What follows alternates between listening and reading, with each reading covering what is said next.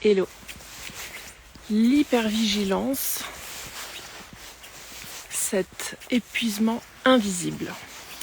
On va parler aujourd'hui de ça, de l'hypervigilance et comment, en fait, ça contribue à un état d'épuisement physique, un épuisement qui est sournois parce qu'on ne le détecte quasiment pas.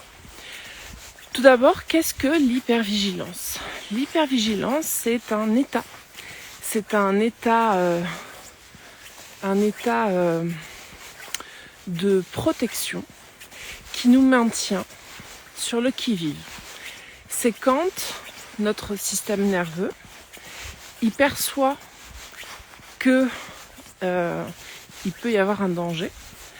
Et donc, il s'active, ou plutôt, il reste en activité permanente. Quelques cas de figure. Par exemple, quand tu es constamment en train d'anticiper. Quand tu anticipes tout le temps des conversations, des réactions, des problèmes. C'est ton système nerveux, en fait, qui est en marche et qui... plutôt que de vivre finalement un problème ou une réaction, etc., parce qu'il perçoit que c'est dangereux pour lui, il va potentiellement justement rester en hypervigilance de manière à ce que si ça arrive, il soit prêt. Et donc, pourquoi je parle de ça ? Donc ça peut être l'hypervigilance, on peut la ressentir à ce niveau-là. Donc c'est de l'anticipation. C'est quoi aussi ? C'est quand tu te réveilles le matin et qu'en fait, tu as l'impression que tu es fatigué et tu as passé ta nuit à te réveiller. Je prends l'exemple des mamans, les jeunes mamans qui viennent de donner vie quand on a un nourrisson à la maison. Je ne sais pas si vous avez remarqué, pour les mamans présentes, en fait, on est tout le temps sur le qui-vive. On entend chaque bruit de notre enfant. Et même une fois qu'ils sont plus nourrissons, c'est pas grave, en fait on les entend. Dès qu'ils se réveillent la nuit, on a comme une oreille, un sixième sens qui s'active. Donc ça c'est de l'hypervigilance. Donc ça contribue au fait qu'on soit tout le temps sur le qui-vive. Et le souci de l'hypervigilance, c'est que justement, on est rarement au repos.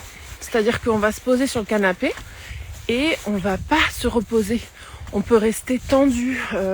Même quand on dort, on se réveille plusieurs fois la nuit. En fait, qu'est-ce qui se passe ? C'est que notre cerveau, il est constamment en activité. Et qui dit activité, dit consommer de l'énergie. Pour vous donner une métaphore, une image claire, quand on a une voiture, qu'on roule, on brûle du carburant. Vous êtes d'accord ? Et quand on se met à l'arrêt à un feu rouge, à un stop, ou juste devant une maison, mais qu'on ne coupe pas forcément le moteur, on continue de brûler du carburant. On continue à consommer du carburant. L'hypervigilance, c'est ça en fait. Et c'est ça le danger d'être constamment en hypervigilance, c'est qu'on consomme de l'énergie. Et cette énergie, elle contribue au fait qu'on s'épuise. Voilà pourquoi, le début de ce live, je parle de l'hypervigilance, l'épuisement invisible. Le fait d'être tout le temps sur le qui-vive, c'est comme, vous avez déjà vu des lumières automatiques devant les maisons. Dès qu'il y a un oiseau qui passe, ça s'allume. Une personne qui passe, ça s'allume. Mais aussi, des fois, c'est juste une feuille. Et en fait, le détecteur, il fait que la lumière, elle s'allume. Ça, c'est l'hypervigilance chez nous. Ça consomme de l'énergie. Et ça, c'est un réel problème. Je vous ai parlé du fonctionnement du système nerveux cette semaine, puisque c'est la thématique de la semaine. Le système nerveux, en fait, il réceptionne des informations que l'on capte par le biais de nos sens, auditifs, visuels, kinésiologiques, kinesthésiques, etc. Et le système nerveux, il va traiter ces informations et en fonction de la conclusion qu'il en déduit, il provoque une action derrière. Il met en place une action. Et l'hypervigilance, elle est souvent reliée à une situation de danger très très élevée qu'on a vécue par le passé et qui fait que notre système nerveux, alors même qu'il n'y a pas de danger autour de nous, alors même qu'il n'y a pas vraiment une situation dangereuse, lui, il perçoit que si. Et donc, pour éviter de se remettre en danger, comme on a pu l'avoir par le passé, il reste dans une hypervigilance. Alors souvent, c'est associé à des traumas. Donc ça peut être des traumas de l'enfance.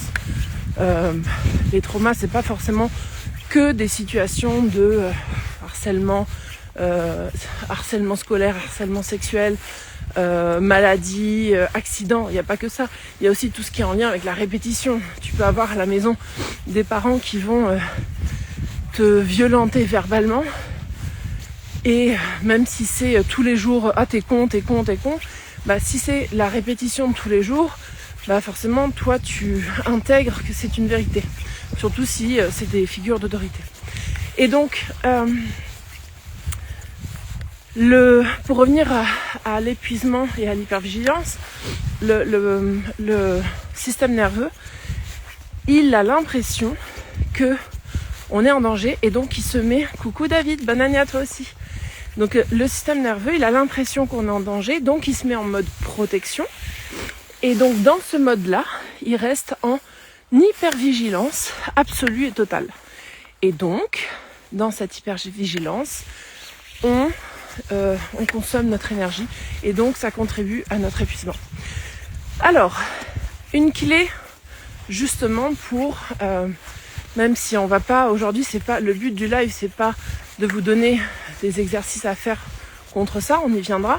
Le but d'aujourd'hui c'est vraiment de comprendre comment on fonctionne, comprendre ce qu'est l'hypervigilance, comprendre comment nous on peut la vivre ou pas, mettre notre attention dessus, notre conscience, et par la suite mettre en place des actions pour calmer cette hypervigilance qui est en fait juste un signal de notre corps, que notre corps nous donne.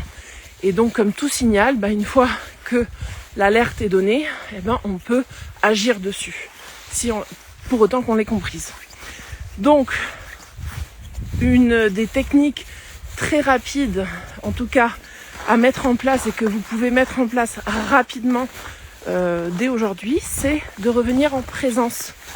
Donc il y a plusieurs façons de revenir en présence, mais une des façons qui est très rapide et très simple, c'est de s'arrêter, comme je viens de le faire là, alors que je me balade, s'arrêter et on peut juste observer autour de nous, prendre 2 minutes pour regarder dans le calme qu'est-ce qui se passe, qu'est-ce qu'on voit, qu'est-ce qu'on ressent, et de venir se reconnecter tout simplement à nous, reconnecter à nos sensations. Qu'est-ce que je perçois? Donc là par exemple, vous voyez, je suis en extérieur, je promène le chien, je suis entourée de neige, il y a du froid, il fait froid. Je ressens le vent sur mes joues, d'ailleurs elles sont rosées. Je ressens aussi la chaleur parce que ça fait un moment que je marche. Vous voyez, je me reconnecte à toutes mes sensations corporelles et ça me permet de revenir en présence. Okay, c'est hyper important quand on est dans une forme d'hypervigilance chronique, j'ai envie de dire, de revenir en présence. Alors David, tu me demandes, est-ce que tu penses que l'hypervigilance est un signal d'un stress qui est chronique? Oui, effectivement. En fait, c'est aussi lié à un stress. Alors, je vais pas détailler dans le but de ces lives, ils sont courts, c'est juste de vous donner quelques notions pour commencer à comprendre et pas faire une masterclass, mais effectivement, l'hypervigilance est étroitement liée au stress chronique, oui.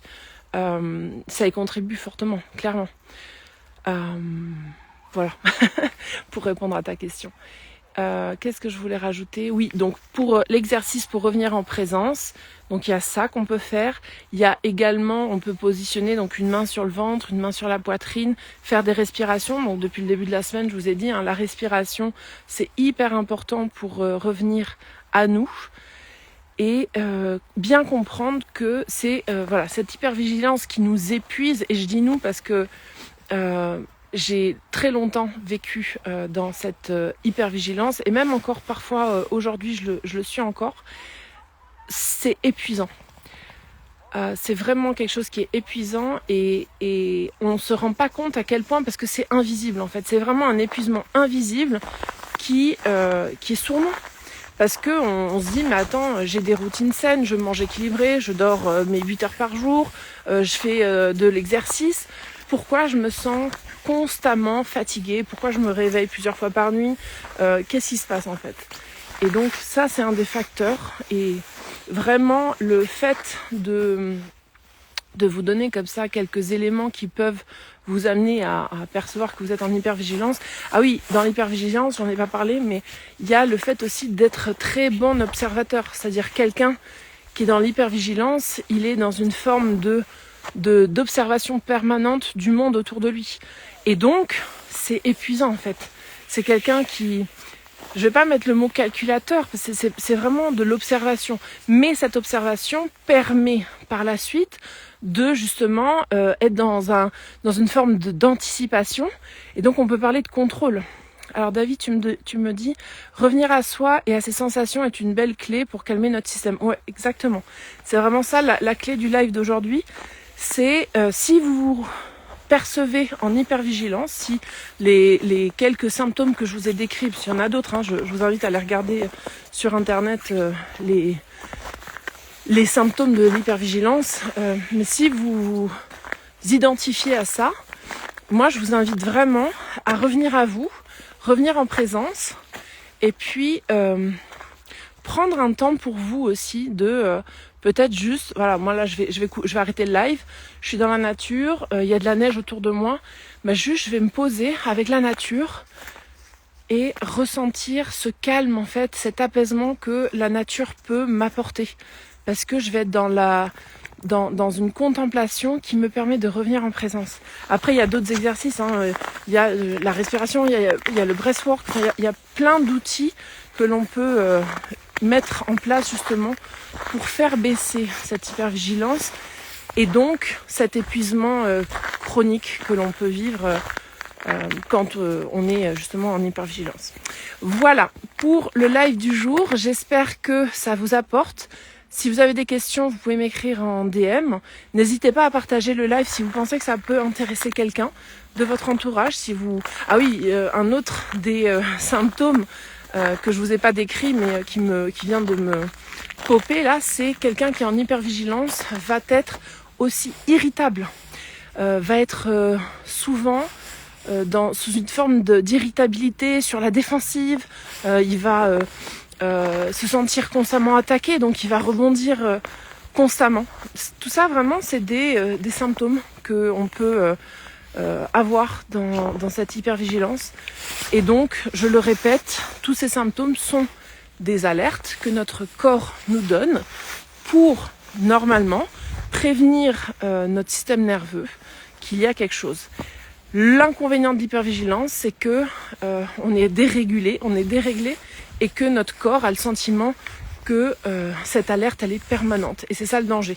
Donc, pour faire diminuer ce stress permanent, on revient en présence, on fait des exercices de respiration et on essaye de calmer notre intériorité et donc de retrouver une sécurité intérieure. Voilà le message d'aujourd'hui. Je vous dis à demain pour mon prochain live sur le système nerveux, puisque là, cette semaine, cette deuxième semaine de janvier, on est sur le système nerveux. Je rappelle la thématique de tout le mois de janvier, c'est tout ce qui est en lien avec l'énergie. Donc j'en suis à mon 11e live de l'année. Et tous les jours, je vous donne une clé, une astuce concernant l'épuisement, l'énergie et comment faire pour retrouver de l'énergie en ce début d'année. Voilà, je vous embrasse très fort, je vous dis à demain et n'hésitez pas à partager le live. Je vous embrasse, ciao.